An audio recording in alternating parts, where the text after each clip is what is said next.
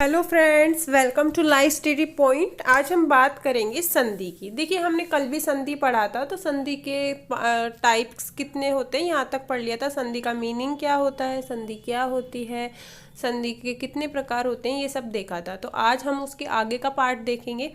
तो आप वीडियो के लास्ट तक बने रहे, वीडियो को लाइक और शेयर भी करें, चैनल को सब्सक्राइब भी करें। साथ ही हम आपको बता दें कि आप लो स्टडी पॉइंट के साथ RJS, JLO, APO, ADJ, other state judiciary and legal exam preparation free of cost with law study point के साथ आप कर सकते हैं।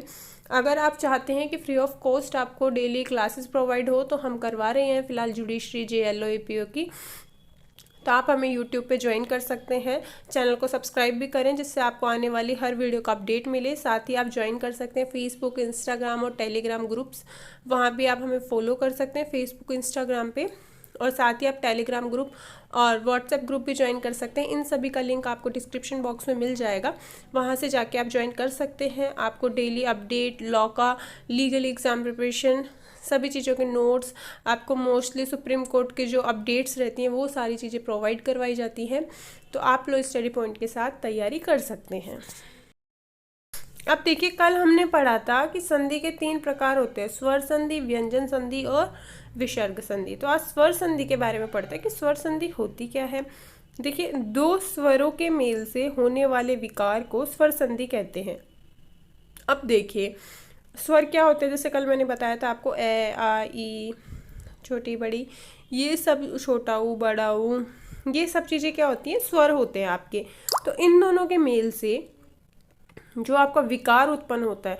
अब संधि में भी 2 वर्णों के आपस के मेल में जो विकार उत्पन्न होता है वही क्या होती है, संधि होती है। जैसे कल हमने बताया था आपको, जैसे भानु प्लस उदय, तो भानु ऊ आ रहा है और उदय में भी ऊ आ रहा है, ठीक है। तो ऐसे ही स्वर संधि में देखिए, विद्या प्लस विद्यालय है, तो विद्या, आ और लय, ए, ये, तो ए और आ की ध्वनि का मेल हो रहा है, तो यहाँ पे क्या हुआ, विद्यालय। तो क्या हुआ, ये स्वर संधि। आ किस में आता है, स्वर में आता है। तो देखिए, स्वर संधि भी 5 प्रकार की होती है, दीर्घ, गुण, वृद्धि, यण और अयादि। नाम याद कर लीजिए, दीर्घ बड़ी भी है, उसके अंदर गुण भी है, ठीक है, फिर बड़ी भी है, यण, अयादि, ठीक है। तो ये 5 तरीके की स्वर संधि है। अब देखिए, दीर्घ संधि। दीर्घ संधि क्या है, देखिए, जो हमने फर्स्ट पढ़ा था स्वर संधि का पार्ट है दीर्घ संधि। देखिए, देखिए, अक स्वर्ण दीर्घ, अर्थात अक प्रत्याहार के बाद उसका स्वर्ण आए तो दोनों मिलकर दीर्घ बन जाते हैं, ऋष्व या दीर्घ। देखिए, कौन कौन से होते हैं ये, अब आपको समझ में नहीं आ रहा होगा तो देखिए, ए, आ, क्योंकि स्वर है तो ए, आ से ही बात होगी। तो देखिए, ए, ई, उ, ये क्या होते हैं, ऋष्व, ठीक है, ऋष्व। या दीर्घ ए, ई, उ आ जाए तो दोनों मिलकर दीर्घ, मतलब एक बार तो ए, ई, उ आए और दूसरी बार आ, ई, उ आए, ठीक है। मतलब ए की जगह आ बन जाएगा, ठीक है, और छोटी की जगह बड़ी ई और छोटे ऊ की जगह बड़ा ऊ बन जाएगा। देखिए, अब ए, आ प्लस ए, आ बन गया, ठीक है। अब हमने बताया भी था ना आपको कि ए और आ, छोटी ई बड़ी ई और छोटा ऊ बड़ा ऊ। देखिए, ए प्लस आ, धर्म प्लस अर्थ, धर्म ए और अर्थ ए मिलके क्या हुआ, आ बन गया। आ मिलके क्या बनेगा, आ मिलेगा। देखो, ऊपर लिख भी रखा है, धर्मार्थ, ए प्लस आ, वो भी आ बनेगा, ठीक है। तो देखिए कैसे बना, हिम प्लस आलय, हिमालय, हिम, ए और आ, तो ए और आ मिलके भी क्या बना, आ, तो फिर वो भी क्या हुआ, दीर्घ संधि, ठीक है। देखिए, इसके प्रोनाउंसिएशन में बहुत लंबा स्वर खिंच रहा है, तो ए, आ, ठीक है, हिमालय। फिर ऐसे पढ़ते हैं हम, ए प्लस आ, पुस्तक, पुस्त, ए आ गया, तक, ए की ध्वनि, तो ये क्या हुआ आपका, दीर्घ संधि। ऐसे ही अगर हम छोटी और बड़ी ई की संधि की बात करें तो ई प्लस ई, बड़ी ई, छोटी ई, बड़ी ई, तो देखिए ई चाहे कैसी भी हो तो वो क्या बनेगी, बड़ी ई ही बनेगी। देखो, रवि प्लस इंद्र, रवि ई और इंद्र ई, तो क्या हुआ, रविंद्र, बड़ी बन गई। मुनि प्लस इंद्र, मुनिंद्र ई, तो कौन सी संधि है ये, दीर्घ संधि।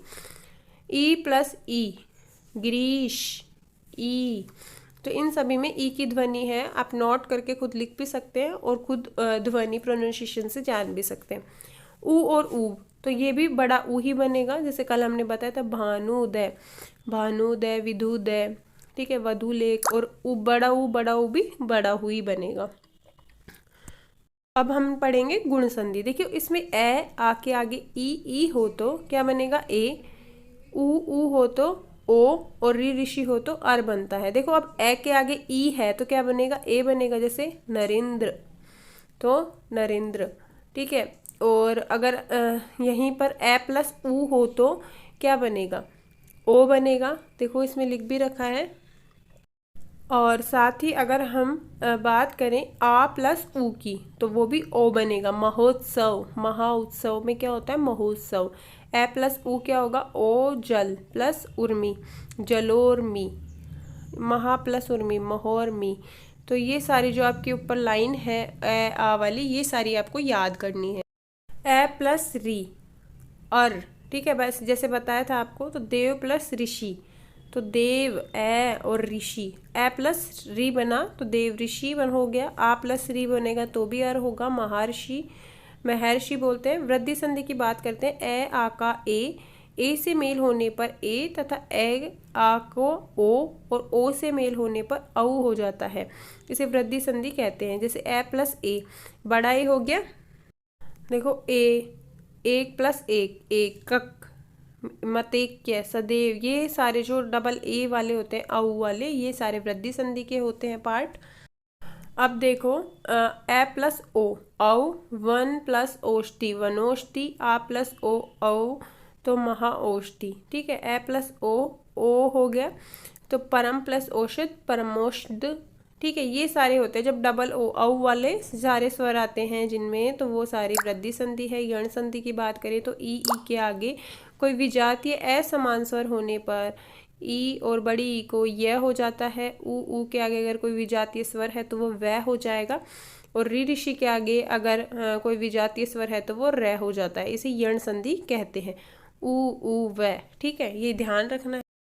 तक हमने जैसे ई, छोटी, बड़ी, ये सब पढ़ा। अब देखिए ई प्लस ए, यह हो गया, तो देखो यह प्लस ए, यदि प्लस अपि, यद्यपि, तो ये क्या हुआ आपकी यण संधि। ई प्लस आ यह हुआ, ठीक है, यह प्लस आ, इत्यादि, इत्यादि। फिर यह प्लस ए हो गया, ई प्लस ए, तो नदी प्लस अर्पण, नदीर्पण। और ई प्लस आ, यह प्लस आ हो गया, देवी प्लस आगमन, देव्यागमन। तो ये सारी चीज़ें अगर आप एक बार ध्यान से पढ़ोगे, बुक लेके बैठ के पढ़ोगे, तो आपको अच्छे से समझ में आएंगी। देखो अयादी संधि, ए प्लस ए डी और ओ प्लस ओ, आउ से परे किसी भी स्वर के होने पर क्रमशः आए, आए, आओ और आओ हो जाता है, इसे अयादी संधि कहते हैं। जैसे नयन, गायक, पवन, पावक, ये सब क्या होती है, अयादी संधि। ए प्लस ए आए, ठीक है। तो जैसे अब आप बुक को लेके एक बार रिपीटेड वीडियो देखोगे 2-3 बार, तो आपको अच्छे से पूरा याद भी हो जाएगा। और खुद के नोट्स, मतलब शॉर्ट नोट्स बना लीजिए, जिससे आपको बहुत अच्छे से तरीका याद होगा, एक बार में कुछ भी समझ में नहीं आता है।